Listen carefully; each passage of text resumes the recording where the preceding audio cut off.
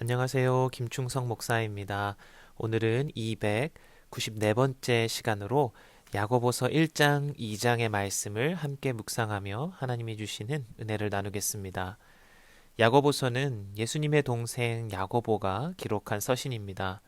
예수님과 한 집에서 자라났기 때문에 예수님을 자신의 구주로 받아들이기란 쉽지 않았을 텐데 그 역시 예수님의 죽으심과 부활하심을 경험하며 훗날 예루살렘 초대교회의 리더로까지 섬기며 헌신하는 하나님의 사람이 되었습니다. 그가 남긴 이 서신의 핵심은 고난 가운데서 인내하고 그리고 참된 믿음을 가지라는 것으로 요약할 수 있습니다. 오늘은 이 믿음에 대해서 여러분과 함께 잠시 생각해 보고자 하는데요. 할로윈데이로 잘 알려진 10월 31일은 기독교 역사에서도 아주 중요한 날이죠. 바로 1517년 마르틴 루터가 구텐베르크 성당에 95개조 반박문을 붙인 날이자 종교개혁의 시작을 알리는 날이었습니다. 지난 신학 산책에서 조영천 목사님이 이 내용에 대해 너무도 잘 설명해 주셨는데요. 아직 못 보신 분들이 계시다면 꼭 들어보시기 바랍니다. 루터와 16세기 여러 종교개혁가들이 주장했던 당시 개혁의 핵심은 오직 성경, 즉 말씀의 권위를 가장 최고로 두어야 한다.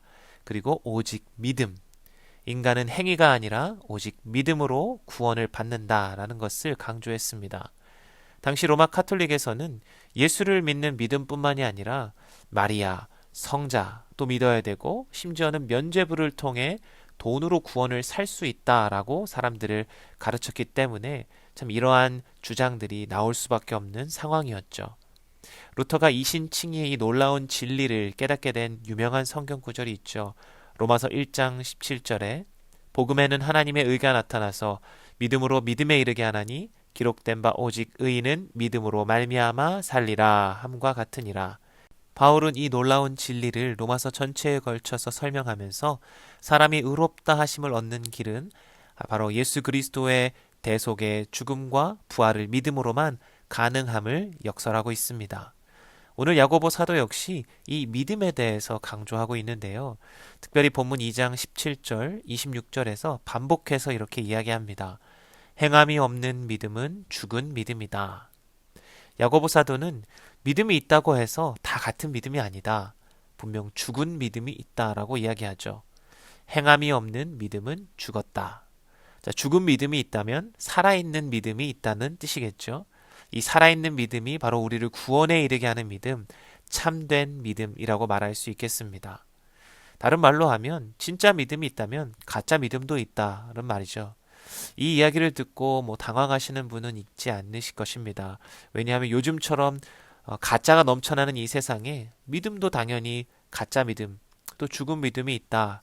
이것은 놀랄 만한 일이 아니죠. 중요한 것은 내 믿음이 과연 진짜 믿음인가 이 사실일 것입니다. 오늘 야고보가 이야기하는 죽은 믿음의 특징은 본문 2장 19절에 아주 분명히 나옵니다. 내가 하나님은 한 분이신 줄을 믿느냐? 잘하는도다. 귀신들도 믿고 떠느니라. 자, 여기서 야고보는 귀신이 가지고 있는 믿음에 대해 이야기하죠. 하나님이 한 분이신 줄 믿고 떤다. 귀신도 하나님을 믿는다면 천국에 가야 하는 거 아닌가요? 라고 물어보시는 분이 계실지 모르겠습니다. 과연 귀신이 가진 이 믿음은 무엇일까요? 많은 신학자들은 진정한 믿음에 다음과 같은 세 가지 요소가 있다고 이야기합니다. 먼저 지적인 요소, 이것은 믿음의 대상이 되는 사실, 팩트, 정보를 이야기합니다.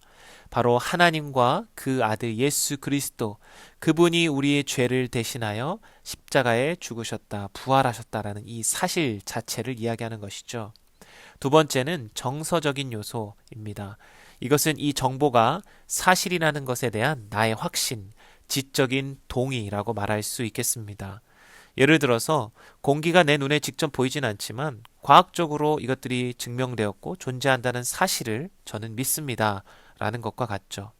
역사적으로 일어난 일에 대해서도 내가 실제 그때 있지는 않았지만 그러한 사실들이 일어났다고 저는 인정합니다. 지적으로 동의합니다. 라는 것과 같습니다. 이 믿음의 두 가지 요소가 바로 귀신이 갖고 있는 믿음의 요소였습니다. 바로 귀신들도 하나님이 누구인지 알았고 그거에 대한 분명한 지식이 있었고 누구보다 잘 알았고 인정했습니다. 그런데 이들에게 없었던 것이 있었죠. 바로 하나님을 그들의 주로, 구주로 섬기거나 경배하지 않았습니다. 그렇기 때문에 우리는 이것을 참된 믿음이라고 부르지 않죠. 위에 두 가지 요소에 반드시 세 번째 요소, 의지적인 요소가 포함되어야만 진정한 믿음, 구원에 이르는 믿음이라고 말할 수 있는 것입니다. 이 의지적 요소는 개인적인 신뢰, 바로 예수가 나의 구주시며 하나님이 나의 유일한 소망임을 온전히 내 삶 전체를 통해 의지하는 것, 바로 여기에는 그분의 말씀에 순종하는 것이 반드시 포함되어집니다. 바로 야고보가 이야기한 행함이 여기에 해당되는 것이죠. 사실 이것은 야고보 사도만이 강조했던 내용이 결코 아닙니다. 예수님께서도 또 바울도 동일하게 증거했던 내용입니다. 예수님은 마태복음 7장 21절에 산상수훈의 교훈을 마치시면서 이렇게 말씀하시죠. 나더러 주여 주여 하는 자마다 다 천국에 들어갈 것이 아니요 다만 하늘에 계신 내 아버지의 뜻대로 행하는 자라야 들어가리라. 주의 말씀을 듣고 행하는 사람은 그 집을 반석 위에 지은 사람이고 그렇지 않은 사람은 모래 위에 지은 집과 같아서 바람이 불고 창수가 나면 모두 무너져 내린다고 말씀하셨습니다. 바로 예수님의 이름을 알고 많이 부른다고 해서 구원받는 것이 아니라 하나님 아버지의 뜻, 즉 말씀대로 순종하는 자가 구원을 받는다라고 말씀하셨습니다. 요한복음 3장 36절에서도 아들을 믿는 자에게는 영생이 있고 아들에게 순종하지 아니하는 자에는 영생을 보지 못하고 도리어 하나님의 진노가 그 위에 머물러 있느니라고 말씀하셨습니다. 여기서는 마치 믿음과 순종을 동의어처럼 사용하셨습니다. 예수님을 믿는 것과 그 말씀에 순종하는 것이 서로 뗄래야 뗄 수 없는 것임을 강조하고 계신 것이죠. 다른 성경 기자들도 동일하게 증거하죠. 히브리서 5장 9절에 온전하게 되셨은즉 자기에게 순종하는 모든 자에게 영원한 구원의 근원이 되시고, 여기서도 순종을 역시 믿음과 같이 구원에 이르게 하는 것으로 설명하죠. 히브리서 11장에서는 믿음으로 그 삶의 순종의 모습을 나타낸 신앙의 선조들의 모습들이 나열되어 있습니다. 이처럼 성경 전체에 걸쳐서 말씀하고 있는 믿음의 가장 중요한 특징은 바로 순종, 말씀에 따라 행하는 것, 바로 이것입니다. 이것 없이는 그 믿음은 그저 껍데기에 불과한 죽은 미담이라는 것이 바로 오늘 야고보 사도의 말씀입니다. 오늘 많은 그리스도인들이 참 잘못된 믿음, 죽은 믿음을 마치 참된 것처럼 오해하며 또 그렇게 착각하며 살아갑니다. 이것을 우리는 다른 말로 값싼 복음이다 라고도 이야기하는데요. 하나님의 은혜와 사랑만을 강조한 채 정작 내 삶에 반드시 수반되어야 할 순종하는 삶에 대해서는, 행함이 있는 열매에 대해서는 전혀 관심조차 갖지 않는다는 것이죠. 그저 예수님이 나를 위해 2000년 전에 십자가에 죽으셨다, 나는 그것만 믿으면 이제 구원을 받았다라고 착각하며 일주일에 한 번 교회에 오는 것 이외에 내 모든 삶을 내가 원하는 대로 살아가는 사람들이 너무도 많다는 것입니다. 우리가 반드시 명심해야 할 것은 참된 믿음에는 반드시 순종의 열매가 포함되어진다는 것입니다. 왜냐하면 이것이 우리들에게서 난 것이 아니라 바로 하나님께서 우리에게 은혜로 주신 선물이기 때문입니다. 에베소서 2장 8절에 너희는 그 은혜에 인하여 믿음으로 말미암아 구원을 받았으니 이것은 너희에게 난 것이 아니요 하나님의 선물이라고 말씀하고 있습니다. 이 믿음의 역사를 시작하신 분도 하나님이시고 또 그 안에서 우리 안에 역사하시는 분도 성령 하나님이시기 때문에 우리가 이 믿음이 있다면 더 이상 우리는 죄의 정욕대로 매여 살아가는 것이 아니라 거룩한 하나님의 말씀을 쫓아 순종하는 열매, 성령의 열매를 맺으며 살아가게 된다는 것이죠.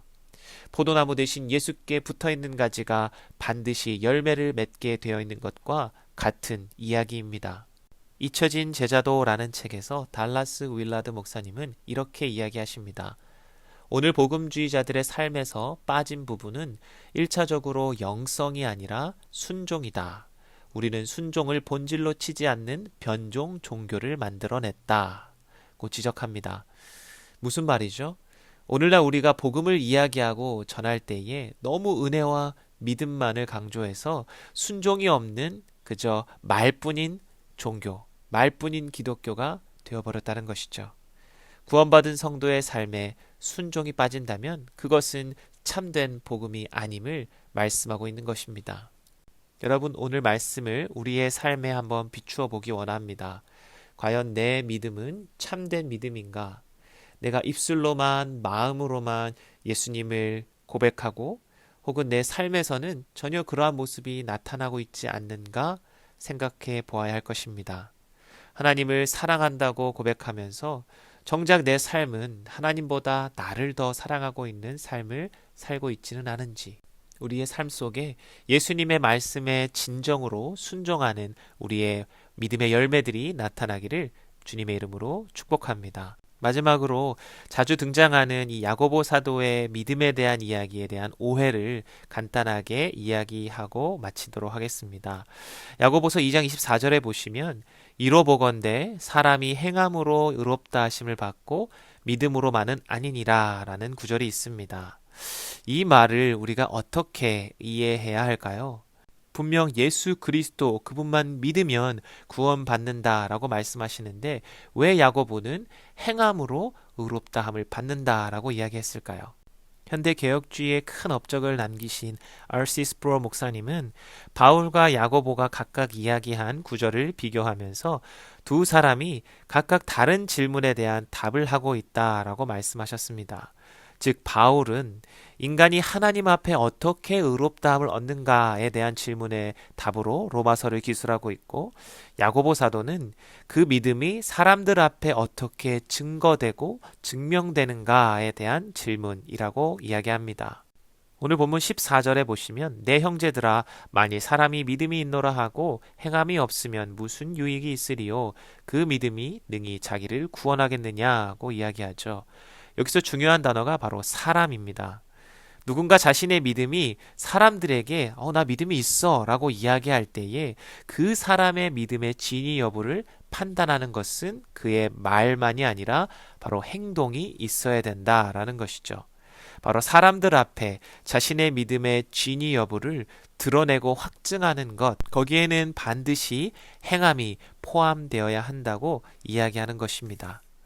즉 바울과 야고보는 동일한 믿음을 이야기하면서 바울은 하나님 앞에 우리를 어떻게 구원받게 하는가에 대한 믿음의 그 특징에 초점을 맞춘다면 야고보 사도는 그 믿음이 우리 인간들이 살아가는 이 삶에서 어떻게 보여져야 하는가에 대한 삶의 열매를 강조한 것이죠.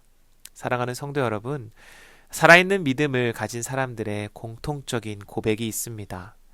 모든 것이 나의 공로가 아니라 바로 예수님의 공로요 하나님의 은혜입니다 라는 말입니다. 우리가 거룩하신 하나님 앞에 섰을 때에 과연 우리의 삶의 모습을 그 앞에 감히 내세울 수 있을까요? 아무리 우리가 말씀들을 순종했습니다, 경건하게 살았습니다 라고 해도 하나님 앞에 섰을 때는 우리의 공로는 어떤 것도 내세울 것이 없을 것입니다. 바로 오직 예수님의 공로만이, 그분을 향한 우리의 믿음만이 하나님 앞에서 우리를 의롭다 칭하여 주실 것입니다. 사랑하는 성도 여러분, 이 믿음이 우리가 가지고 있다면 이제는 예수님의 말씀을 내가 원할 때만 따라가고 마음에 들지 않으면 관심조차 갖지 않는 것이 아니라 진정한 믿음으로서의 순종의 열매를 날마다 맺어가며 살아갈 수 있기를 바랍니다. 그래서 우리의 삶 속에 정말 아름다운 열매들이 가득 맺혀져서 우리의 모습을 지켜보는 우리 주위의 사람들이 예수님을 알고 또 하나님을 알게 되는 놀라운 은혜와 축복의 역사가 함께 하시기를 주님의 이름으로 간절히 축복합니다. 우리 함께 기도하시겠습니다.